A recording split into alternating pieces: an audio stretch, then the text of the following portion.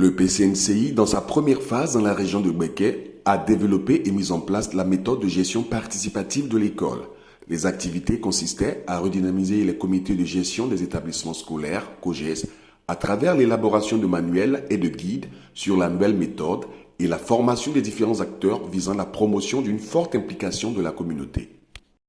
Cependant, le 30 décembre 2020, un nouveau décret présidentiel a vu le jour, renforcé par l'arrêté interministériel du 12 janvier 2022, redéfinissant les attributions, organisation et fonctionnement des COGES sur toute l'étendue du territoire ivoirien.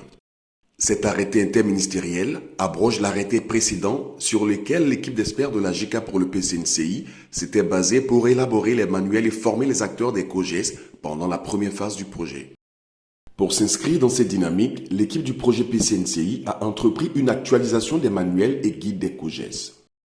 Un premier atelier a été organisé les 20 et 21 janvier 2022 à Bouaké, chef-lieu de la région du Béquet, enregistrant la participation des acteurs de la base ayant participé à la première phase du projet, notamment les conseillers COGES et les chefs des services socioculturels des collectivités territoriales ciblés par le projet.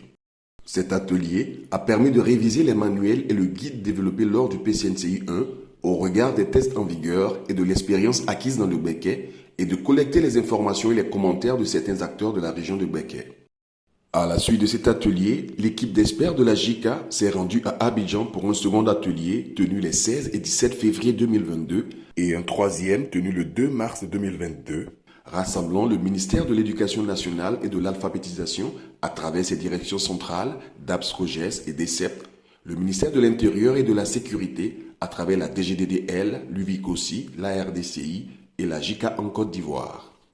Ce dernier atelier avait pour but de finaliser les documents en vue de leur opérationnalisation sur le terrain.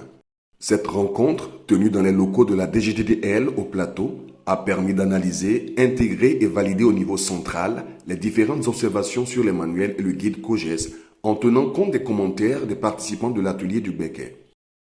Ces outils, une fois uniformisés, serviront à la formation des acteurs du domaine de l'éducation, notamment les COGES, dans la région du Haut-Sassandra, couverte par le PCNCI 2,